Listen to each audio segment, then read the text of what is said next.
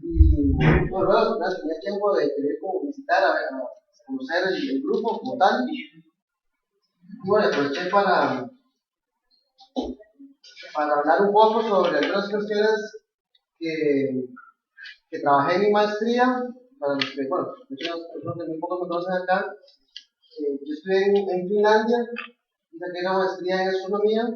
Y el tema, pues no es realmente lo que está ahí en la pantalla, pero sí fue relacionado con supercúmulos de galaxias.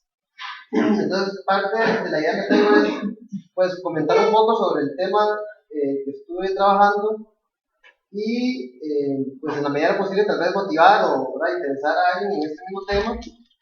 Y traigo por lo mismo algunas pues, fuentes o lugares donde está la información para el inquieto y curioso y, y comentar algunas cuestiones, ¿verdad? Que pueden hacerse en este tema. Entonces, bueno, le puse el título de la charla Supercúmulos de galaxias y distribución de la materia en la grande escala. Entonces, bueno, yo usualmente no pongo títulos tan largos para no tener que explicar muchas cosas y no enfocarme en algo. En este, pues, voy a tratar de, sobre todo, hablar de los supercúmulos de galaxias, que fue el tema de mi tesis, y pues meterle ahí un poco lo que es la distribución de materia en la gran escala. Y entonces, bueno, siempre, bueno, usualmente me gusta empezar con esa imagen que está de fondo,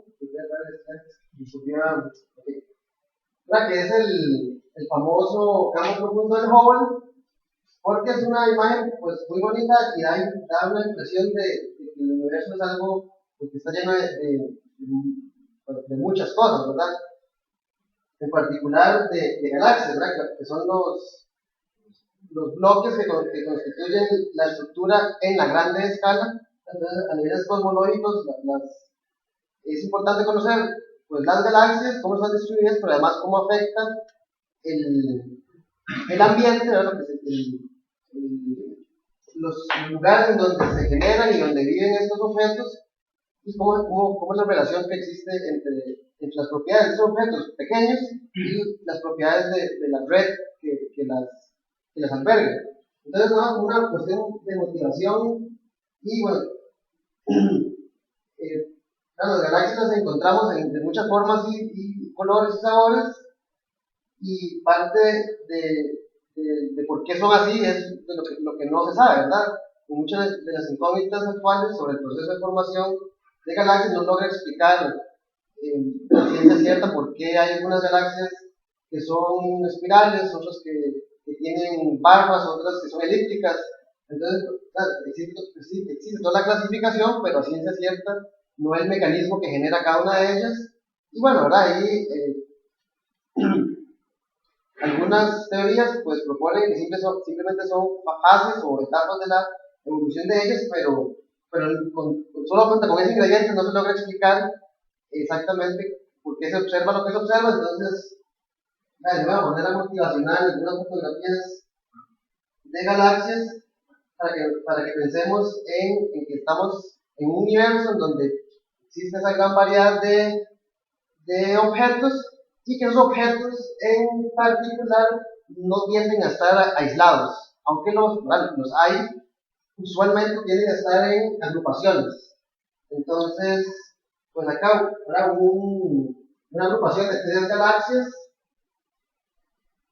Entonces, en las grandes escalas, empezando por las pequeñas, que serían las galaxias, se empiezan a observar aglomeraciones de galaxias de distintas naturalezas. Inclusive, muchas veces, cómo se agrupan las galaxias depende de qué tipo de galaxias conforman las agrupaciones. Entonces, es muy común, ¿verdad?, que los grupos o los clústeres de galaxias tiendan a tener galaxias elípticas supergigantes en sus centros y que las características de la agrupación dependan entonces de los tipos de galaxias que las conforman.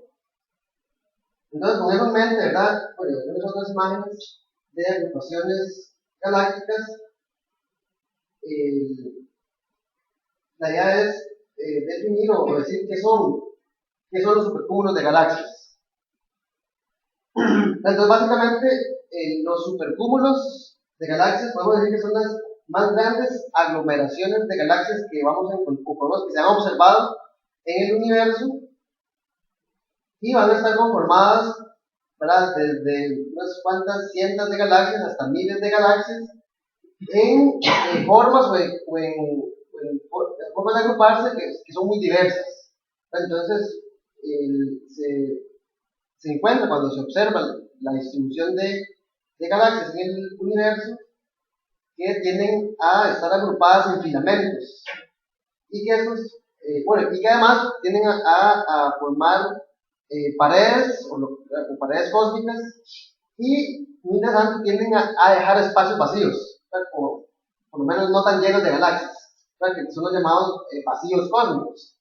Entonces, los supercúmulos de galaxias podemos entenderlos como las mayores aglomeraciones de galaxias, y además como las mayores estructuras del universo. Entonces, estaríamos considerando tanto estas estructuras filamentosas se agrupan para formar paredes y que dejan huecos, dando una especie de esqueleto que se suele llamar la red cósmica, o el esqueleto cósmico. Y aparte de lo difícil, no solamente observacionalmente, para definir lo que es un supercluster, yo digo supercluster porque el término en inglés, así como lo aprendí, pero bueno, supercúmulo de galaxias, es que no son estructuras que estén definidas, ¿verdad?, en el sentido de que no están gravitacionalmente totalmente ligadas, o, ¿verdad?, se suele decir que no están virializadas, es decir, no han encontrado a la fecha, por decirlo así, a la fecha del universo, un equilibrio, sino que lo que ahorita podemos observar como una gran aglomeración de galaxias, como un gran supercúmulo, como un filamento, perfectamente entre millones de años, sean dos supercúmulos o hayan formado un supercúmulo mayor con otra estructura. Entonces, en ese contexto, estas estructuras de la grande escala no son definidas, y eso es una de las principales dificultades de estudiarlas. A diferencia, por ejemplo, en los grupos de galaxias, que son aglomeraciones de unas cuantas galaxias, digamos decenas de galaxias, o los cúmulos de galaxias que ya involucran algunas cientos de galaxias, pero que se encuentran en una interacción gravitacional, pues ya, digamos así, acabada. Entonces, el hecho de que los supercúmulos, como tal, ¿verdad?, como grandes estructuras de aglomeraciones de galaxias, no se encuentren definidas, hace difícil definirlas, valga la redundancia. Entonces, pues se ocupan métodos, sobre todo, pues analíticos y casi que impuestos, para poder decir, ok, esto que estoy observando es un supercúmulo o no. Ok, entonces, ¿me puede decir que sí? Bueno,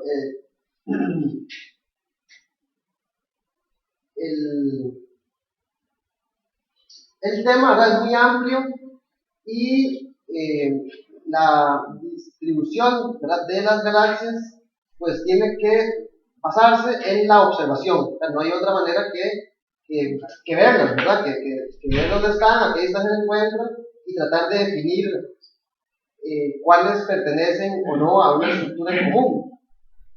Y esto además facilita o da pie a que el tema sea de interés cosmológico, ¿verdad?, porque si se entiende cómo están estructuradas esos objetos en las grandes escalas, se pueden entonces encontrar o delimitar ciertos parámetros cosmológicos, o probar o desaprobar o dar pie a cabida a teorías de la formación del mismo universo, ¿verdad? Entonces, dentro de los modelos cosmológicos, la observación de estas estructuras dan pie a confirmaciones o a definir parámetros, o poder establecer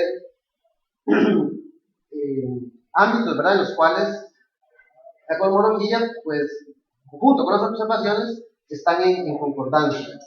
Entonces, acá inicialmente lo que quería, como decía, que era una cuestión de motivación, era pues extraer algunos de los artículos o los títulos de algunos de los artículos por los cuales pasé cuando estuve trabajando en el tema, ¿verdad? Porque, sobre todo yo ni siquiera sabía mucho del tema cuando empecé, entonces pues ver un poco la historia que tenía, ¿verdad? El estudio de estas estructuras. Y entonces una de las primeras maneras en que se empezaron a identificar que existían ese tipo de aglomeraciones o esta estructuración de las galaxias en las grandes escalas fue observando los cúmulos de galaxias. Como les decía, sí se pueden definir muy bien porque ya están o se encuentran en un estado visualizado y sobre todo los cúmulos de galaxias observados en rayos X tienen perfiles muy definidos.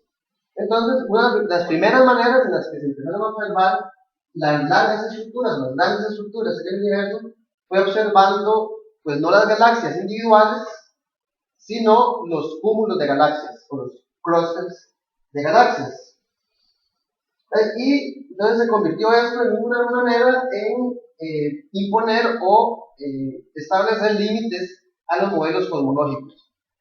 Bueno, y aquí entra mucho en parte la computación, ¿verdad? La parte de simulaciones y, ¿verdad?, cómo a partir de los modelos cosmológicos y de los parámetros que se manejan, las simulaciones dan resultados que pueden o no parecerse a lo que se observa. Entonces, bueno, los supercúmulos empezaron a ser importantes no solamente como una nueva evidencia de que las galaxias están estructuradas de esta manera y que detrás de eso tenía que haber algún patrón, sino que se empezó a utilizar como pruebas cosmológicas. Otras cuestiones que empezaron pues a observarse era que no solamente las galaxias empezaban a estructurarse o tener esta distribución en el universo, sino que las regiones en las cuales estaban ubicadas, ¿verdad?, y sobre todo la densidad de galaxias en una región era importante en la definición de las propiedades de las galaxias individuales. Entonces, estudios como el estudio digital del cielo Sloan, que permite observar este tipo de color de las galaxias, ¿verdad? Observa en el visible en distintas longitudes de onda, y a partir de eso pues se pueden construir, a partir de las intensidades de la luminosidad en estos filtros, cantidades que se conocen como el color, y pues, por supuesto que se pueden también observar la forma, ¿verdad?, la morfología que tienen, y empezar a identificar cómo están distribuidas no solamente la masa, sino las formas en que aparecen las galaxias. Entonces, el tema de los supercúmulos también empezó a observarse que tenían distintas propiedades morfológicas, ¿verdad? No todos los supercúmulos eran iguales. Entonces se habla mucho de que los supercúmulos parecen, el término, arañas, ¿verdad? Porque usualmente hay un núcleo donde hay la mayor concentración de galaxias y empieza a bifurcarse los filamentos, entonces se habla de arañas, de multiarañas, porque muchas veces esa distribución pues no solamente tiene un núcleo, sino que hay varios centros importantes de densidad. Entonces, bueno, se empezó, actualmente se conoce que los supercúmulos, bravo, esta manera de aglomeración no es única y que, bueno, que es variada, ¿verdad? Pero sigue sus patrones. Bueno, algunos otros títulos, ¿verdad? Que igual lo que quiero decir es que hay varias ramas o maneras en las cuales se empezó a dar importancia a este tema, y como les digo, uno de los más importantes fue lo que se llama el ambiente galáctico. Cómo están en términos de densidad ubicadas estos objetos. Y entonces empieza a hablar de la red cósmica de vacíos y de supercúmulos. Y se empiezan, por supuesto, ahora a catalogar, para tener listas de los supercúmulos observados, de las características de los supercúmulos en términos de cantidad de galaxias que lo conforman, en términos de las formas de las galaxias que contienen, de los tamaños, ¿verdad? De dimensiones, se empiezan a catalogar, ¿verdad? Y bueno, como les decía, al puro principio se catalogan en función de los cúmulos o los clústeres de galaxias que los conforman, y con ¿verdad? El rendimiento de la tecnología y telescopios cada vez más potentes, se empiezan a poder pues, diferenciar las galaxias que conforman estas estructuras. Y bueno, por ahí va el tema de mi tesis. Bueno, algunas otras, ¿verdad? Títulos, nomás para ver que aparecen y que desde que se inició el estudio de estos temas, pues, de los cúmulos de galaxias, por ahí de los 80s, el tema es pues muy popular. Entonces, los supercúmulos empiezan a catalogar y a partir de distintos estudios, como uno de los más famosos es el Sloan, pero también está es el 2, el 2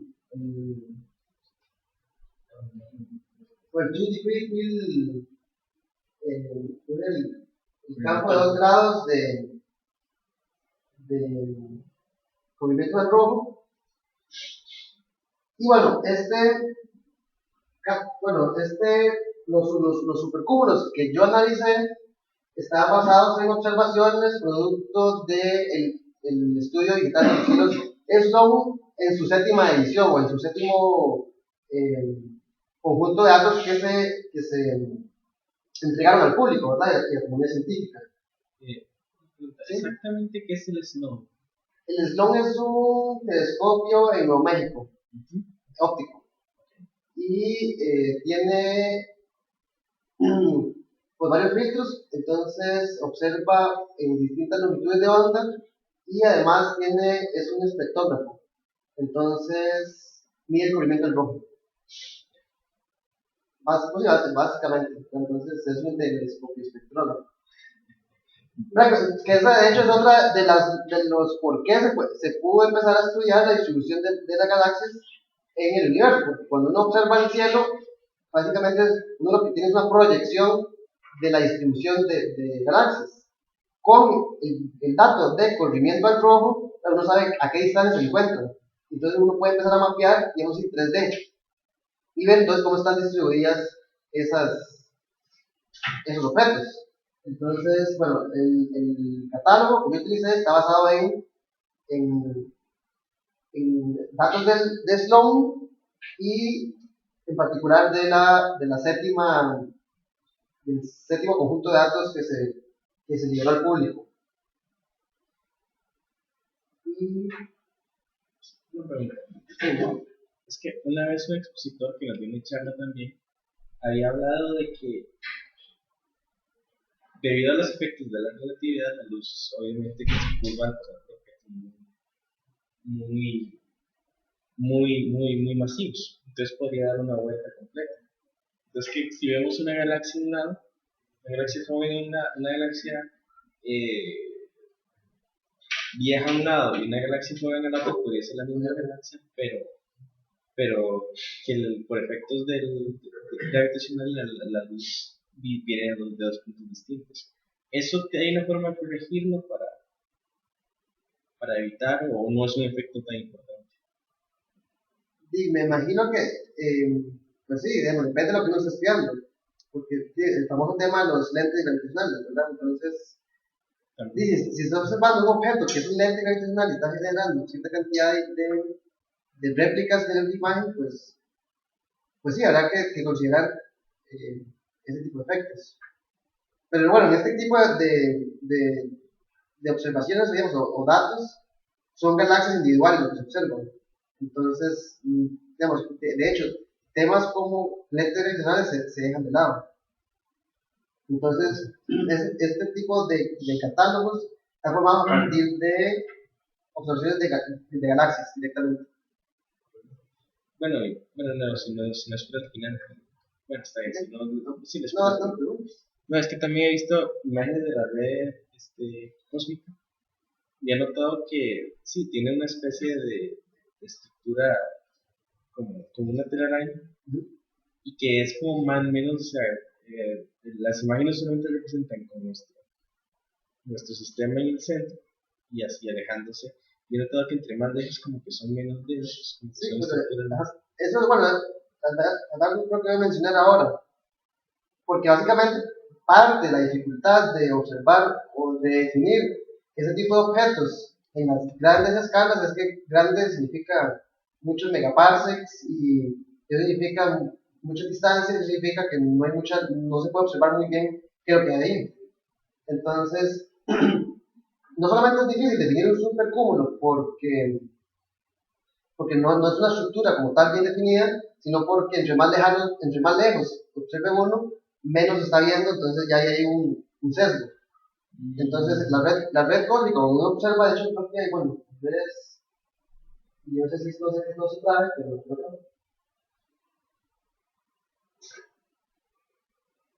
ese tipo de imágenes, ¿verdad? Sí. ¿Verdad? Que sí, que, bueno, no sé si se aprecia, ¿verdad? Que estando el centro, ubicando básicamente nuestro punto de observación y los colores, definiendo corrimientos al rojo y la intensidad del color, la intensidad de materia, básicamente un solo punto, por ejemplo, en el puro centro, incluye, o sea, esto es un mapa de luminosidad, bueno, sí, un mapa de luminosidad y de corrimiento del rojo y de proyección en el cielo. Entonces, un solo punto puede representar gran cantidad de luz, que representa gran cantidad de galaxias. Conforme más se aleja uno, menos densidad pues, observa. Pero eso es un efecto meramente observacional.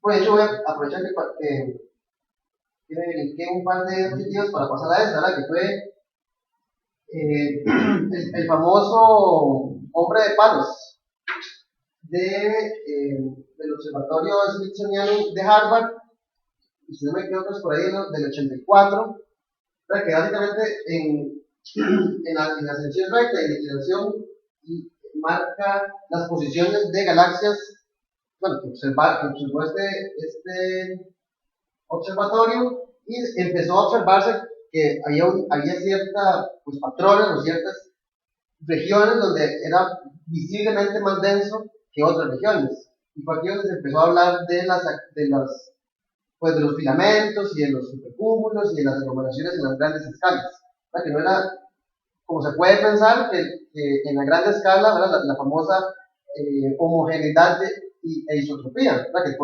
que conforme más grande vea uno, más homogéneo ve todo. Más bien se empezó a ver que entre más lejos se veía, menos homogéneo se veía.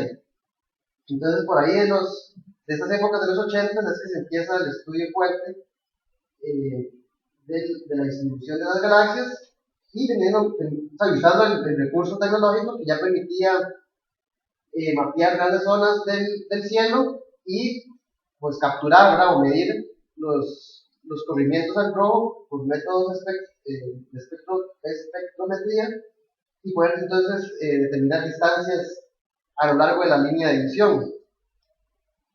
Entonces, bueno, ese es el famoso hombre de palos, ¿verdad? Que no sé si lo ven.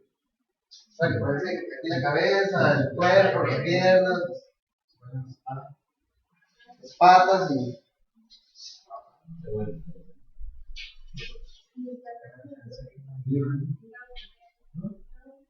bueno, aquí creo que no me faltan más títulos, pero en todo caso, como les decía, es una cuestión de ver que el tema es muy amplio y que hay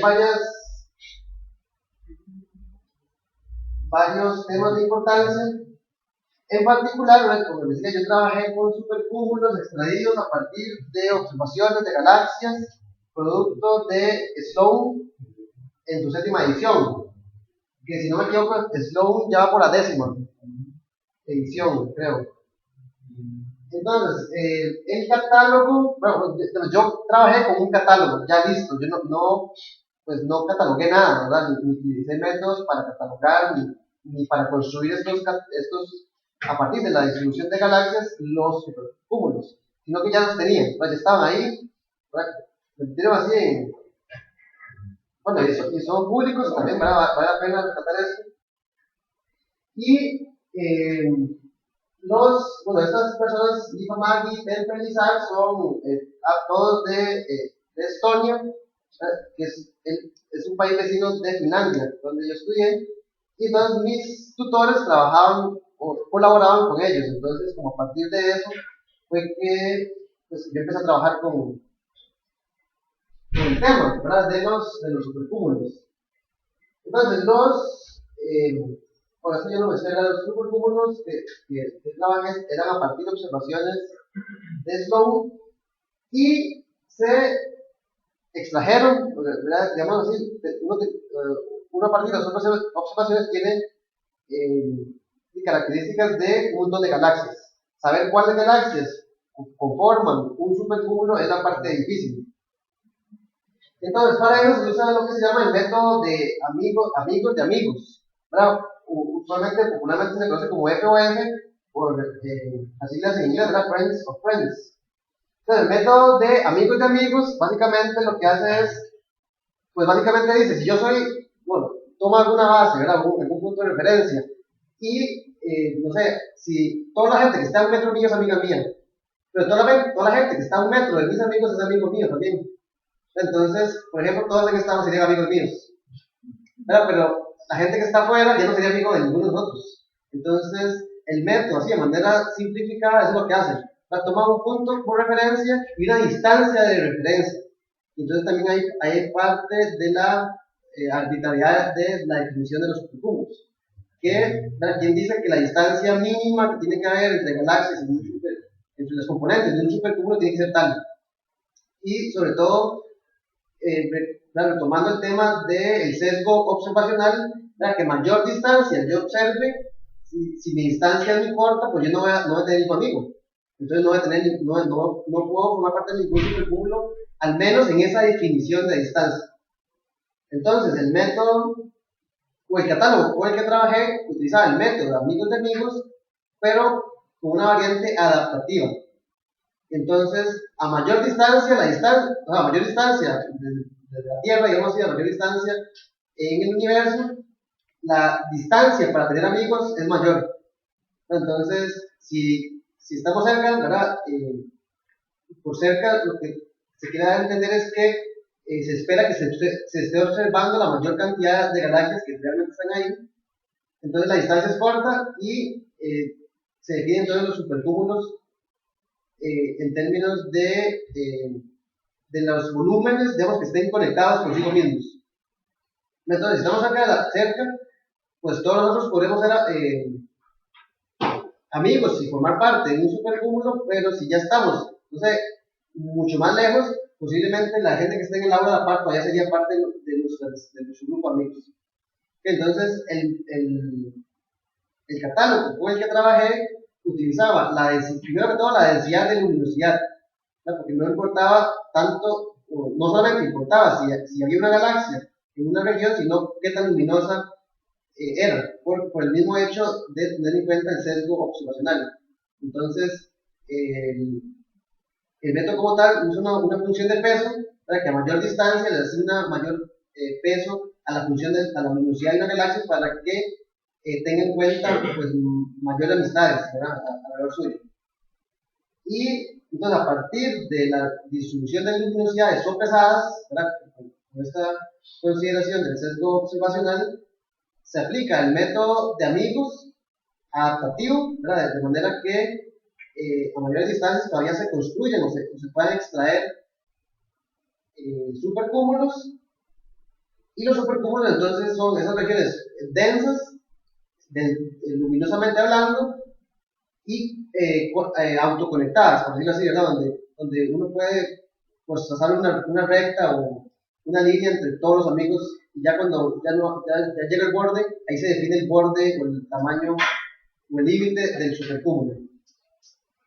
¿Okay? Entonces, esto es lo que se observa, digamos, con el conjunto de galaxias y de información de su luminosidad y su posición en el espacio. Básicamente aquí es una gráfica de Y contra X, ¿verdad? Básicamente la proyección del cielo.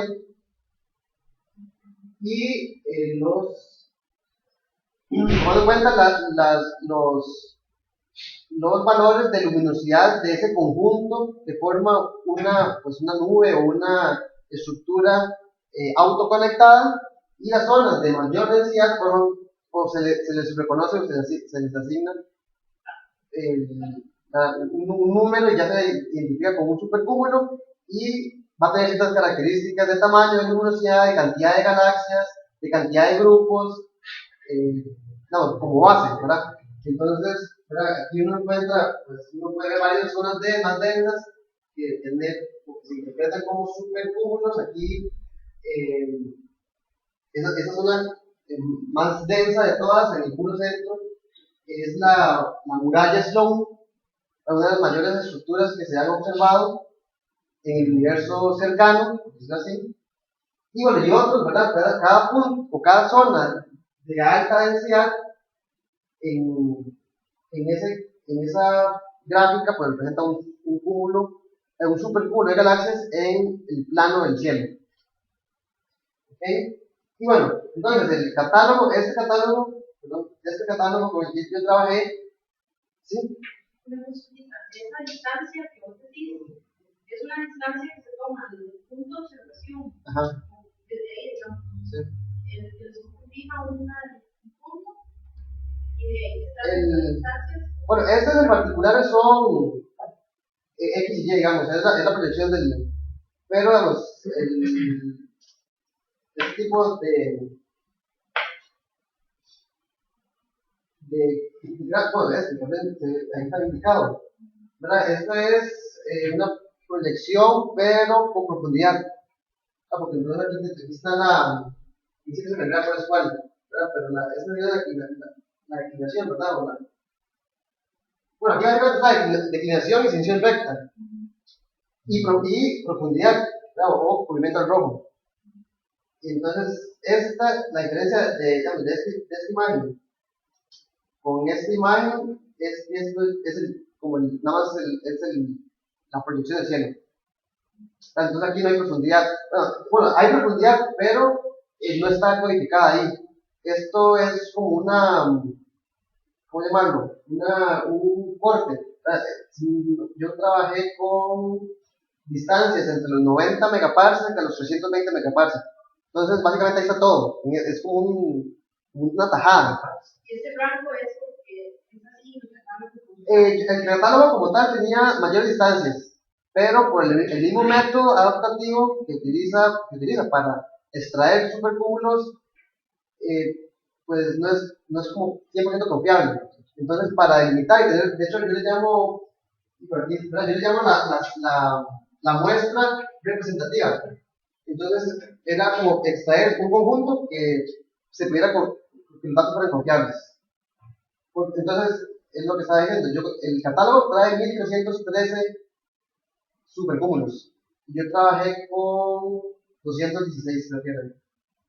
Entonces, por los mismos efectos observacionales, ¿verdad? Para no ir muy lejos, donde no se observa del todo, y no ir muy cerca, donde también hay un sesgo, porque se observa más de la cuenta, más de la cuenta con respecto al gran volumen. Entonces se habla también de que son muestras de volumen limitado. Bueno, alguien dijo megaparsec, como si me pregunta. No. Todas las distancias que van a aparecer por acá están en megaparsecs. Entonces, estamos todos manejan la unidad. No me acuerdo ni qué. ¿Ah? ¿Cómo es? Un parsec son 3.26 años luz. O algo así. No, son 4 años luz. Entonces, megaparsecs son por ahí de los millones de los 4 millones de años luz. Y. ¿Cómo? 216. Así, pero entre 90 y 320.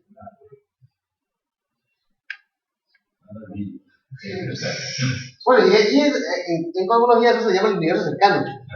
Entonces, ahí como el patio de la casa de uno. Entonces. ¿Hasta qué distancia es el universo cercano? Pues no sabría la verdad cómo se define distancia cercana hasta cuándo se tiene este cambio. Es que decir el catálogo, o sea, ese catálogo te clasifica los supercúmulos. Ya están clasificados. Bueno, O sea, ya están. ¿Qué tipo de clasificaciones? Como las estrellas, por ejemplo.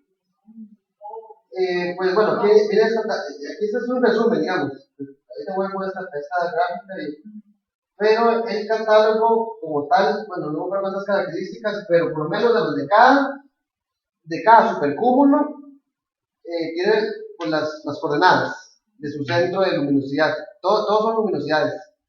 Bueno, y se suele pensar que la luminosidad está asociada con la masa, que de más luz hay más masa, pero como tal no mide, o los supercúmulos no están definidos, por lo menos en este catálogo, en términos de masa, sino de luminosidad.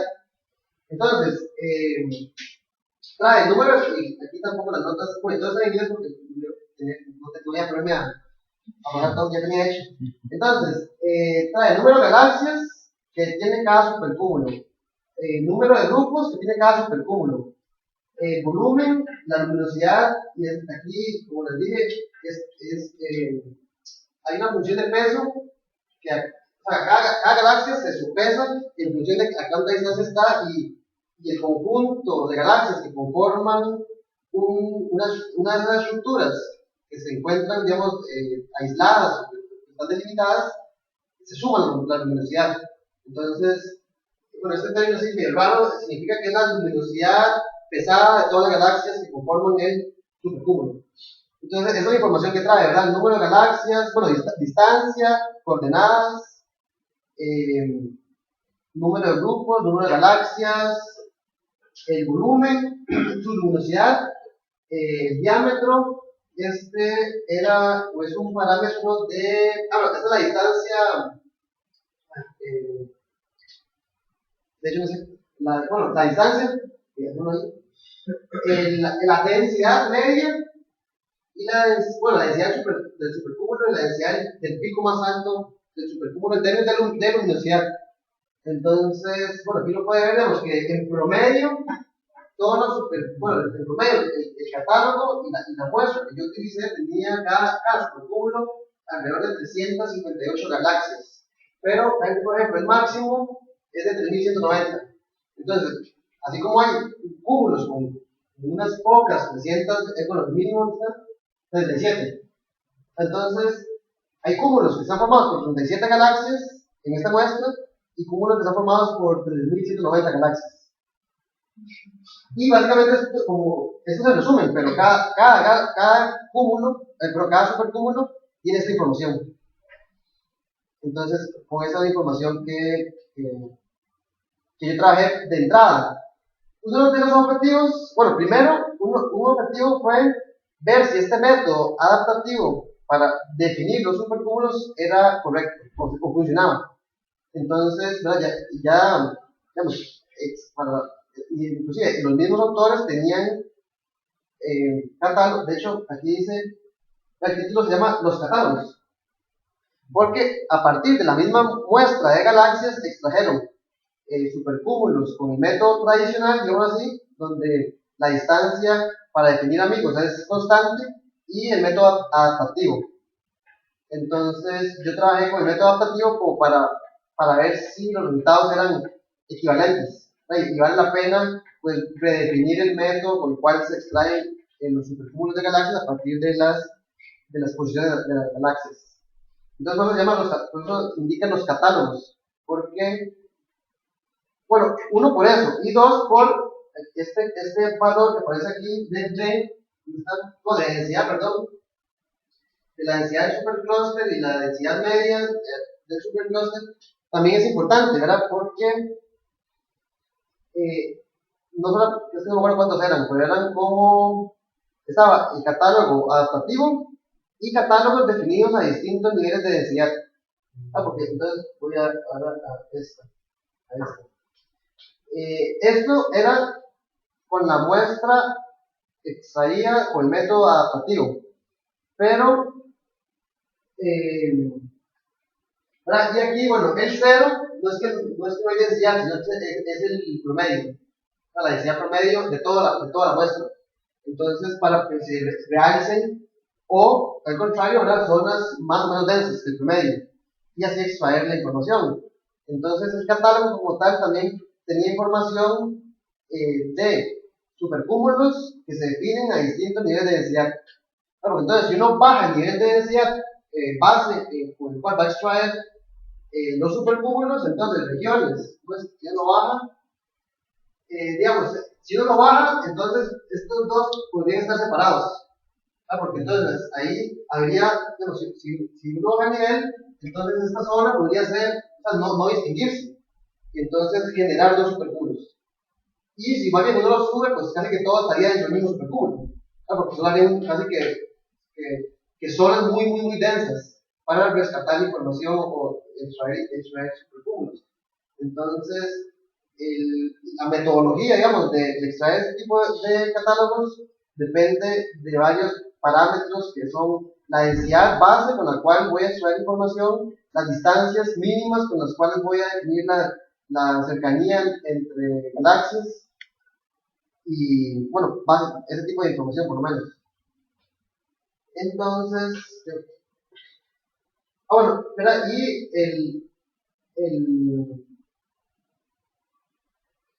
les decía que el objetivo primordial era ver si ese catálogo adaptativo, que básicamente para cuando yo lo analicé, no lo habían, mis tutores no lo habían analizado, ni la gente que lo hizo, entonces querían ver si funcionaba. Entonces, esa era un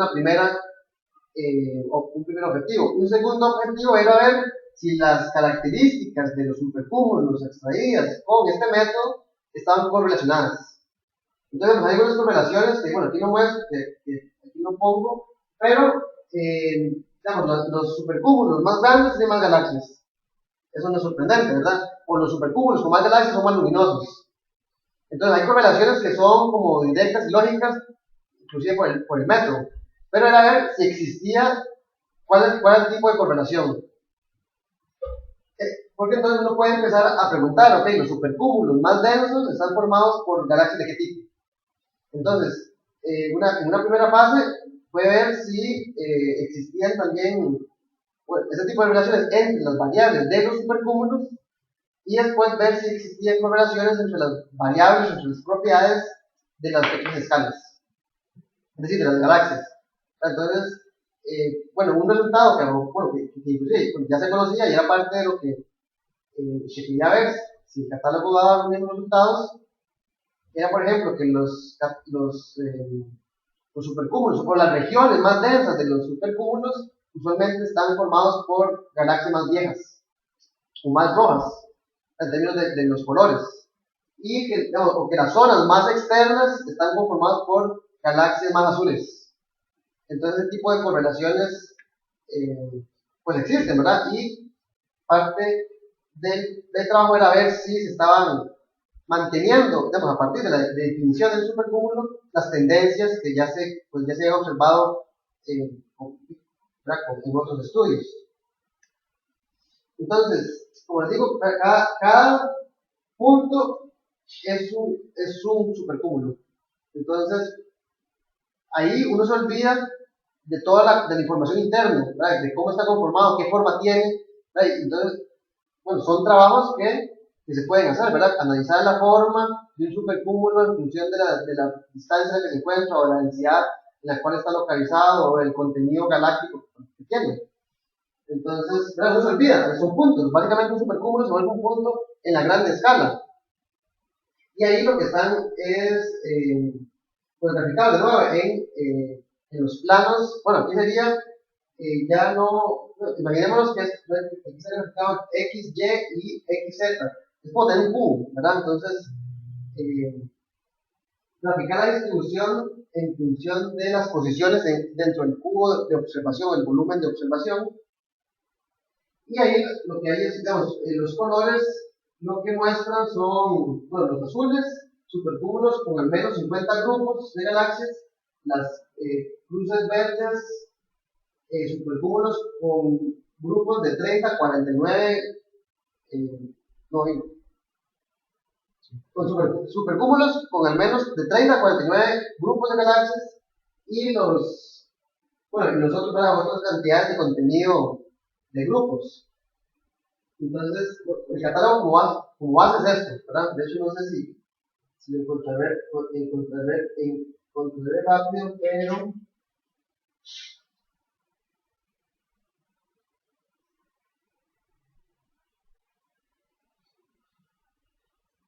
pero esto es análisis de datos, ¿verdad? No hay...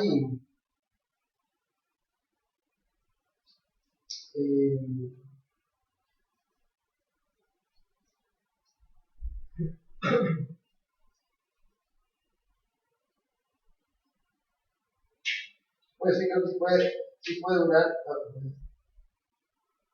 su rato abriéndose porque son gran cantidad de información. Pero es un análisis de datos, ¿verdad? Aquí, eso es parte de lo que yo quiero como recalcar como motivación. A si a alguien le interesa este tipo de temas, es pues empezar a manejar datos, nada más. Aquí no se ocupan observaciones, digamos directamente, porque ya están hechas, ¿verdad? Por ejemplo, Sloan tiene sus archivos en línea y es cuestión de poder extraer información y empezar a decir, ok, estas galaxias que se encuentran en esta región forman un supercúmulo y este supercúmulo tiene estas propiedades. Entonces, es análisis de datos realmente. Y bueno, esto creo que se va a bueno, de hecho, bueno, es una manera más cómoda de verlo, pero esto es, ¿verdad? Esto es el catálogo. Bueno, un catálogo, porque de hecho esto está basado en el octavo edición pero esto es, ¿verdad? Estos son los supercúmulos. Bueno, de hecho estos son grupos, no son supercúmulos. Porque entonces que dice, hace rato no lo trae cero, pero estos son los... Bueno, de hecho aquí está todo. De hecho ese archivo que está ahí son todos los supercúmulos de, bueno, la población que se llama general. Porque hay otra que está basada, que yo no utilicé, en lo que se llaman galaxias, ¿cómo es? Red galaxies, bueno, galaxias rojas, viejas.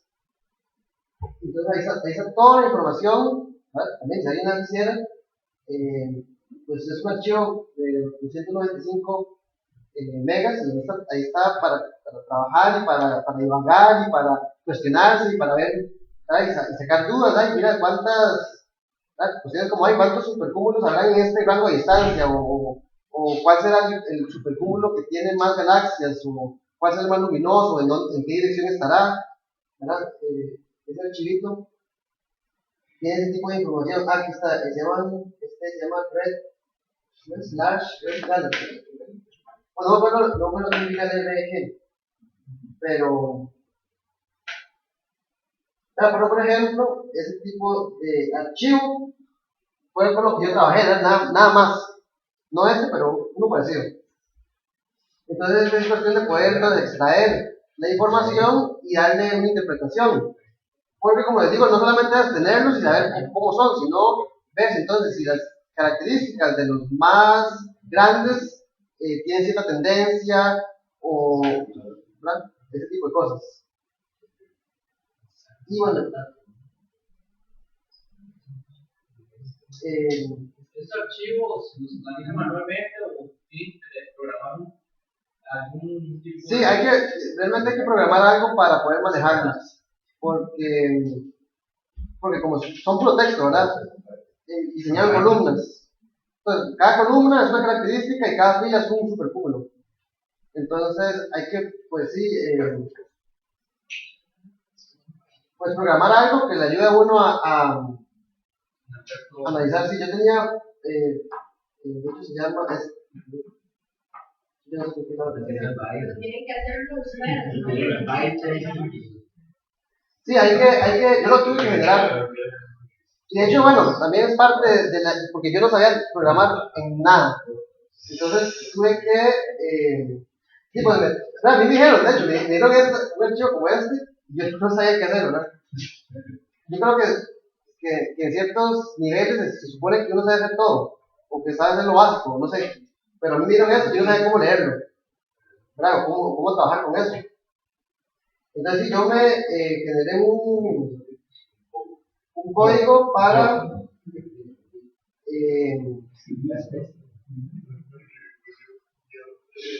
un código para poder leer esa información y extraer información. Entonces, bueno, yo lo que utilicé fue Python y bueno, de hecho, yo trabajé mucho con listas que yo generaba. Entonces yo agarraba y decía, ocupo tal información, entonces generaba una lista, y ya tenía esa información lista, bueno, para utilizar, y la guardaba, no sé, pues entonces eran puras listas, yo generaba un montón de listas, y solamente para poder extraer, no sé, promedios, ¿verdad? Y pues sí, entonces hay que generarlo realmente. No hay nombre.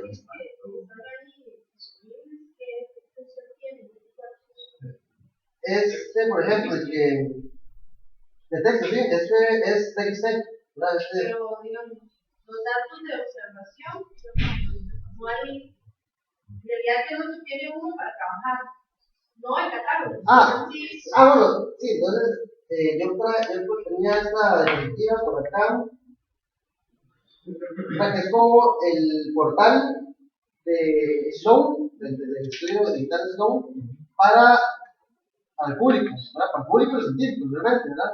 Entonces, bueno, aquí se llama Sky Server, como decía, esta es la 10ª edición, el estudio, y por la 10ª edición, y por el tercer proyecto grande, y ¿dónde tengo ese? No, por ejemplo, este link, Cast Jobs, es como el portal en donde uno puede extraer información. Y todos son tablas. Yo, aquí no tengo conexión a internet, pero uno puede pues visualizar o extraer, o decirle al servidor, deme toda la información de las galaxias elípticas que tenga entre este y este rango. Y bueno, ¿cuáles características? ¿Verdad? Porque entonces, como son tablas, entonces la columna tal que corresponde a la luminosidad, por ejemplo. Entonces, pues, de hecho yo nunca me metí mucho con esa parte porque yo ya tenía la información, pero sí me interesaba de dónde salió, ¿verdad? Y hay que saber un poco de SQL, porque es la manera en la cual uno puede pues, pedir información y se la da en forma de texto. Entonces, luminosidades, distancias, distintos parámetros, ¿verdad? Y bueno, aquí también traía hecho este otro link o referencia, que no sé si lo conocen, que es el famoso, yo diría famoso porque es muy popular, que es el Galaxy Zoo, que son catálogos de galaxias hechos por público general, en donde se les pide al público que identifiquen las características de galaxias, producto de observaciones de Stone, y inclusive son para observaciones de galaxias que no se han observado, porque ellos están dentro de un montón de observaciones y es el público el que dice, ok, esta galaxia es elíptica, esta galaxia es espiral, esta tiene barras, esta está interactuando con otra, esta está dentro de una región con algo extraño. Entonces, bueno, hay catálogos, por ejemplo, como este, donde, bueno, de hecho aquí están los distintos formatos, los más comunes, ¿verdad? Que es el dividido por comas, el FITS, que es el multi-indexado, y ese, no sé qué será, ¿verdad? El contable. Pero sí, son archivos de texto. Entonces, bueno, yo no estoy extendiendo mucho. Al ser archivos, digamos, esta información que es público general, ¿qué tanto se margen de error? Ahí depende, pues archivos, digamos, o tablas ya están calibradas, y hay otros que no, ¿verdad? Entonces depende del grado de su investigación, ¿verdad? Entonces, bueno, inclusive hay pues, centros de investigación que se dedican únicamente a calibrar datos de producto de las observaciones y generan tablas que ya están, sí, pues con todas las consideraciones del caso, ¿verdad? La electrónica, los SDs, los efectos de turbulencias, un montón de información que ya está integrada para generar un catálogo o información de galaxias o lo que sea, pues depurada. si vos querés hacer se pueden, o sea, siempre están las versiones que llaman crudas, donde son los datos observacionales directos, así como nos manda el telescopio a la computadora, así, y las versiones depuradas o calibradas. Pues sí, ¿verdad? Y, bueno, creo que ya estoy extendiendo, no sé si media. Pero les quería por lo menos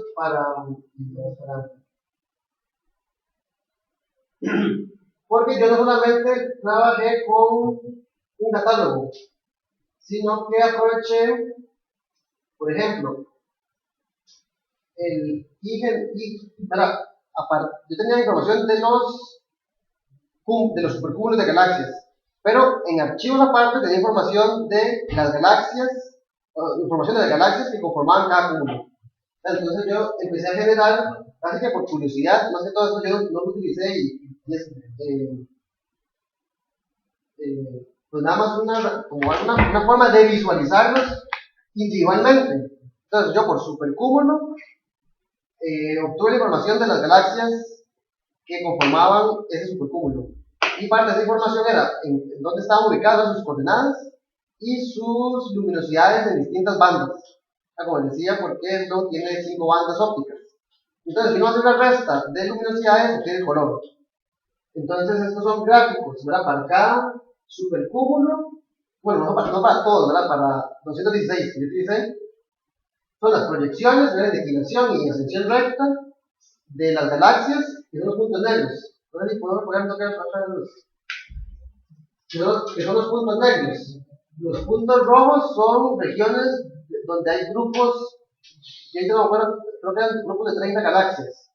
Y los contornos de colores son el color. No me acuerdo también ahorita cuál fue el que utilicé, creo que fue la banda U menos la R.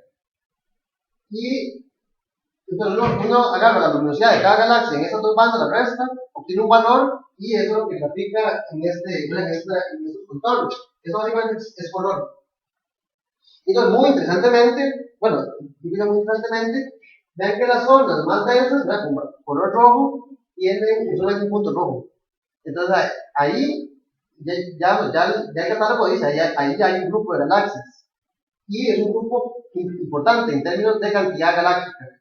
Entonces, ese resultado, eso ya se conocía hace años, pero a partir de visualizar, de una herramienta de visualización tan sencilla como graficar la proyección en el espacio, uno puede descubierto algo que tuvo otras maneras de descubrirse en el pasado de otra manera, ¿verdad? Entonces, yo grafiqué o visualicé los 216 con los que trabajé en ese espacio de color.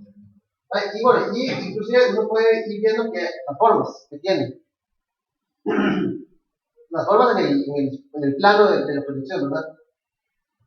Bueno, se nota que hay pues acumulaciones o agrupaciones importantes en zonas que son densas.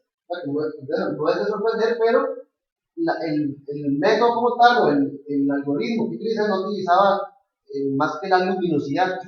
Entonces, zonas de mayor luminosidad, bueno, en color, tienen mayor cantidad de galaxias. Que no tiene por qué ser así, digamos, pero lo ves, ¿verdad?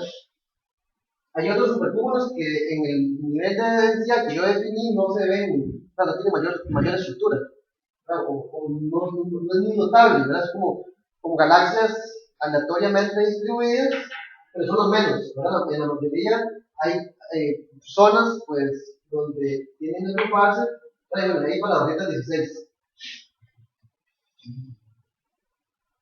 ¿Verdad?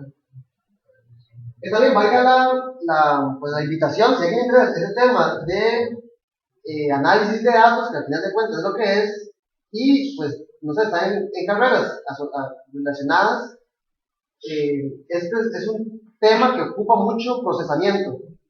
Yo trabajé, de hecho, con esta misma computadora, y para generar uno de estos gráficos, no sé, podía tardar media hora. A veces yo tuve que generar todo el código, generaba el gráfico. Entonces pasaba, no sé, madrugadas enteras, haciendo que funcionara, ¿verdad? Que graficara lo que era. Y después dejarlo correr toda la noche para generar 216 gráficos. Entonces es un tema que además se puede explotar si no tiene recursos, ¿verdad? Tecnológico, ¿verdad? Y quiere, no sé, un centro de cómputo y apoyo de aquí a allá y gente que estudia ese tema, ¿verdad?